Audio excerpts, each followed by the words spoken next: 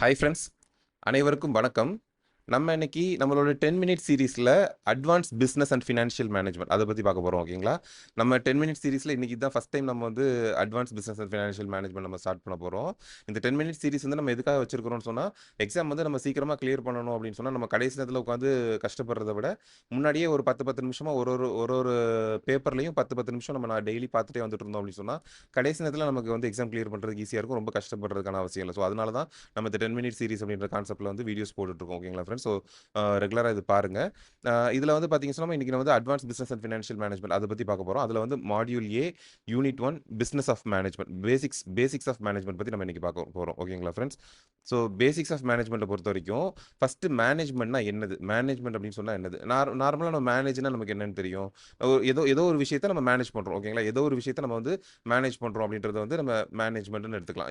அதாவது நம்ம பொதுவாக நம்ம பேங்க்கில் நம்ம எடுத்துக்கிட்டோம்னு சொன்னால், மேனேஜ்மெண்ட்னு நம்ம சொல்கிறது வந்து பேங்காக இருந்தாலும் சரி, ஒரு ஸ்கூல் எதாக இருந்தாலும் சரி, மேனேஜ்மெண்ட்னு சொல்கிறது அதோட ஓனர்ஸ் இல்லைன்னு சொன்னால் போர்ட் ஆஃப் டைரக்டர்ஸ் இந்த மாதிரி இருப்பாங்க இல்லையா, அவங்கள தான் நம்ம வந்து யாருன்னு சொல்லுவோம், நம்ம மேனேஜ்மெண்ட் அப்படின்னு சொல்லுவோம். மேனேஜ்மெண்ட்னு சொல்லி பார்த்துக்கிட்டோம்னு சொன்னால், அங்கே அவங்களுக்கு என்ன என்ன மாதிரி வேலை பண்ணுறாங்க அப்படின்னு சொன்னால், அவங்க வந்து டெசிஷன் மேக்கிங் மெயினாக பார்த்தோம் அப்படின்னு சொன்னால், அவங்க வந்து டெசிஷன் மேக்கிங்கில் தான் இருப்பாங்க.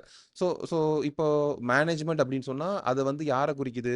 ஸோ மேனேஜ்மெண்ட் அப்படின்னு சொன்னால் அது வந்து போர்ட் ஆஃப் டைரக்டர்ஸை தான், போர்ட் ஆஃப் டைரக்டர்ஸு இல்லைன்னு சொன்னால் ஒரு ஒரு கம்பெனியுடைய ஓனர், ஒரு ப்ரொமோட்டரையோ இல்லைன்னா ஒரு ஓனரையோ இப்படி தான் குறிக்குதா? அவங்க எடுக்கிற முக்கியமான டெசிஷன்ஸை மட்டும்தான் நம்ம வந்து மேனேஜ்மெண்ட் அப்படின்னு சொல்கிறோமா அப்படின்னு சொன்னால் கிடையாது.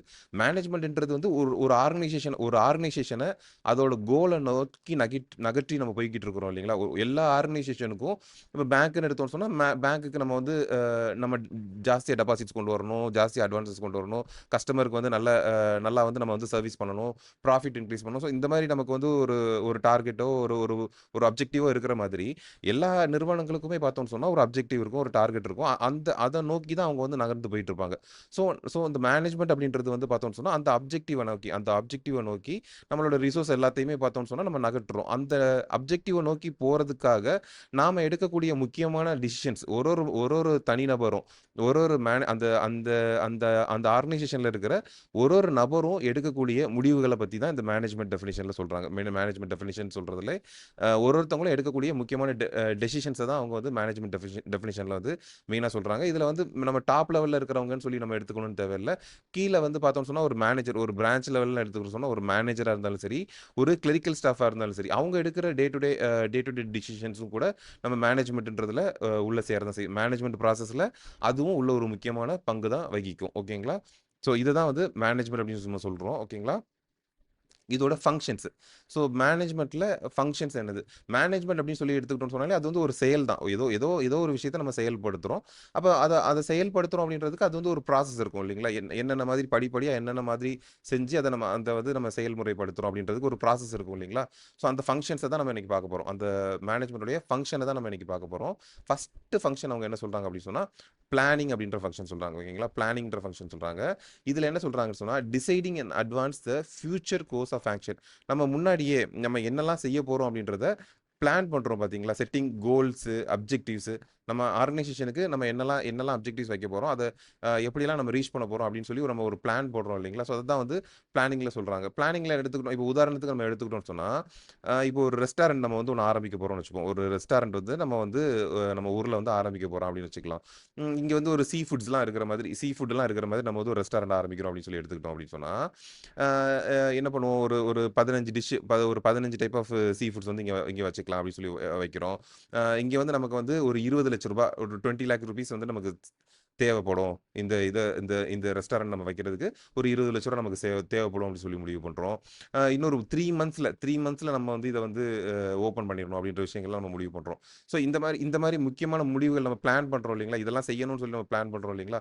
ஸோ இதெல்லாம் தான் பார்த்தீங்கன்னு சொன்னால் அவங்க பிளானிங்கில் சொல்கிறாங்க. என்ன என்ன செய்ய போகிறோம், இதில் வந்து என்னெல்லாம் சொல்கிறாங்கன்னு சொன்னால், what needs to be done, எதை செய்ய போகிறோம், இதை எப்படி செய்ய போகிறோம், யார் இது செய்ய போகிறாங்க, இந்த மாதிரி விஷயங்கள்லாம் வந்து அவங்க பிளானிங்கில் பேசுகிறாங்க அப்படின்னு சொல்லி சொல்கிறாங்க. ஓகேங்களா?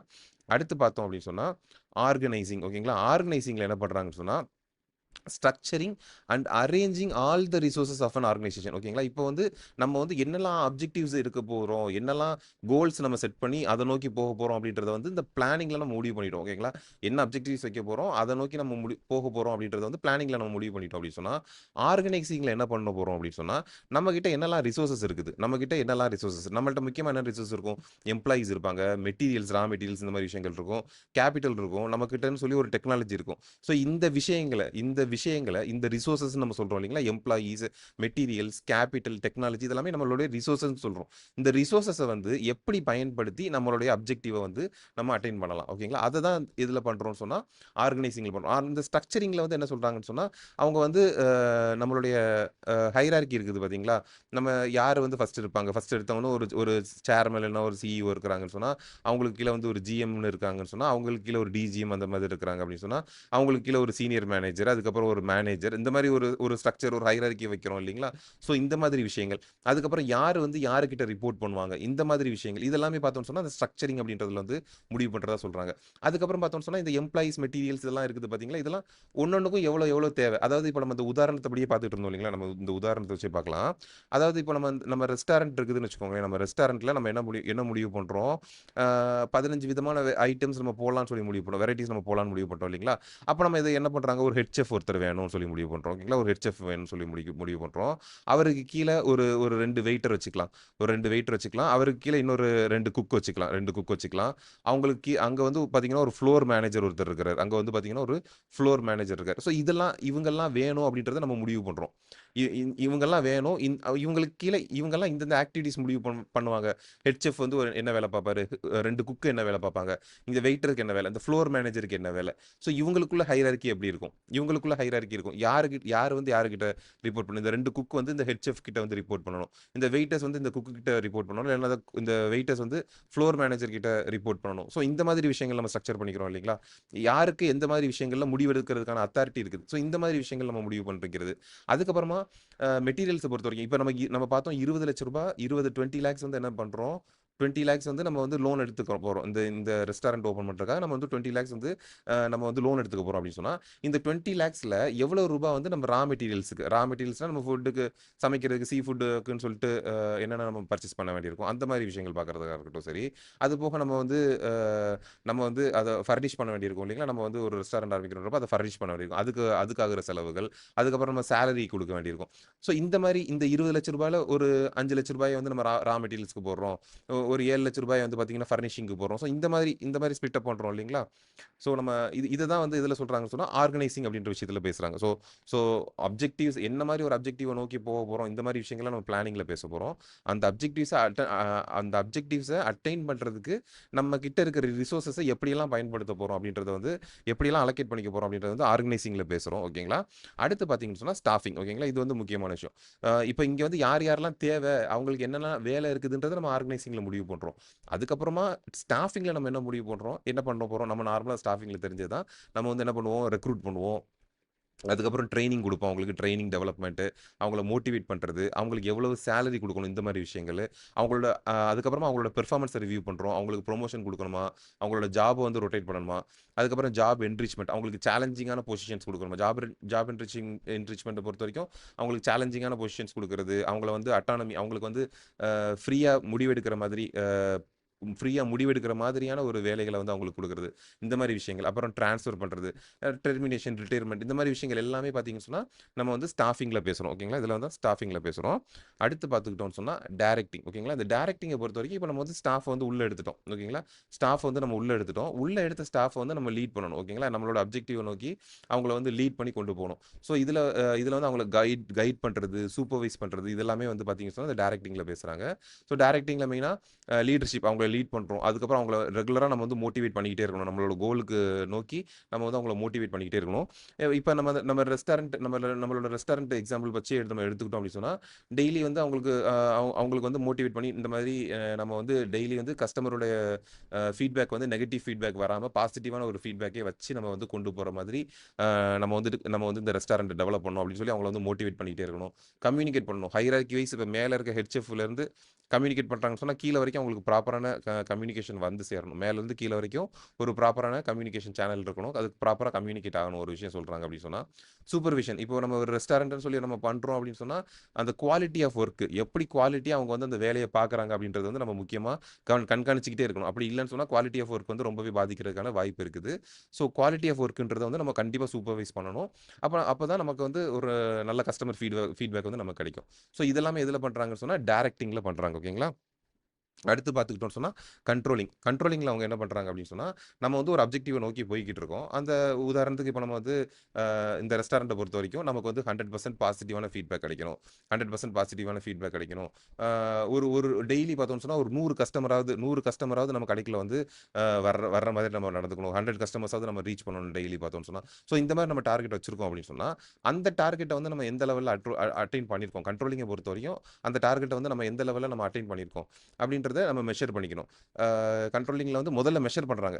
முதல்ல மெஷர் பண்ணுறதுக்கு முன்னாடி என்ன பண்ணுறாங்கன்னு சொன்னால் ஒரு பெர்ஃபார்மன்ஸ் ஸ்டாண்டர்ட் வச்சிருக்காங்க. பெர்ஃபார்மன்ஸ் ஸ்டாண்டர்ட்னா இப்போ என்ன சொல்லிக்கிறோம், 100% வந்து பாசிட்டிவ் ஃபீட்பேக் கிடைக்கணும். டெய்லி வந்து ஒரு 100 மெம்பர்ஸாவது உள்ளே வரணும். ஸோ இதை வந்து பெர்ஃபார்மன்ஸ் ஸ்டாண்டர்டாக வச்சுக்கிறோம். இது வந்து டெய்லி நடக்கணும்னு சொல்லிட்டு. அதுக்கப்புறம் ஆக்சுவல் பெர்ஃபார்மன்ஸ் என்னன்னு பார்க்குறோம். டெய்லி இருக்கிற ஆக்சுவல் டெய்லி வந்து என்ன நடக்குது, ஒரு 90% வந்து பாசிட்டிவ் ஃபீட்பேக் வருது. ஒரு 10% நெகட்டிவ் ஃபீட்பேக் வருது. இப்போ பார்த்தீங்கன்னு சொன்னால் ஒரு 80 கஸ்டமர்ஸ் தான் நம்மள்ட்ட வந்துட்டு இருக்காங்க. நம்மளுடைய மார்ஜின் நம்ம மார்ஜின் நம்ம வந்து ஃபுட்டுக்குன்னு சொல்லி செலவு பண்ணுறோம் இல்லைங்களா, நம்ம ரா மெட்டீரியல் செலவு பண்ணுறது வந்து 30% இருக்குது, 40% இருக்குது. நம்ம வந்து ஒரு 30% கொண்டு வரணும். ஸோ இந்த மாதிரி விஷயங்களை வந்து ஃபஸ்ட்டு நம்ம வந்து ஒரு ஸ்டாண்டர்ட் செட் பண்ணிக்கிறோம். ஸ்டாண்டர்ட் செட் பண்ணிக்கிட்டு அதுக்கப்புறமா ஆக்சுவலாக அது இப்போ என்ன பெர்ஃபார்மன்ஸ் பண்ணுது. நம்ம முன்னாடியே சொன்ன மாதிரி முதல்ல வந்து பார்த்தோம்னு சொன்னால் 100% வந்து பாசிட்டிவ் ஃபீட்பேக் இருக்கணும்னு பார்த்தோம். ஆனால் 90% தான் ஃபீட்பேக் இருக்குது. அப்படி இருக்குது அப்படின்னு சொன்னால் இதை வந்து நம்ம எப்படி சரி பண்ணுறது? ஓகேங்களா? ஒரிஜினல் நம்ம வச்ச டார்கெட் 100%, இப்போ வந்திருக்கிற டார்கெட் பார்த்தீங்கன்னா 90%.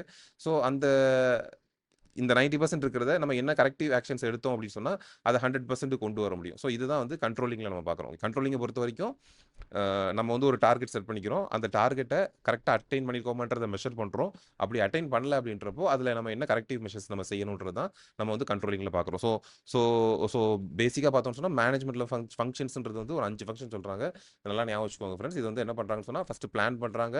அதுக்கப்புறமா அதை ஆர்கனைஸ் பண்ணிக்கிறாங்க. பிளானிங்கில் வந்து அப்ஜெக்டிவ்ஸ் என்னென்ன டார்கெட் இருக்குதுன்றதை எங்கே நோக்கி போகிறோம், என்ன அப்ஜெக்டிவ் நோக்கி போகிறோம் அப்படின்ற டார்கெட் வந்து பிளானிங்கில் செட் பண்ணிக்கிறோம்.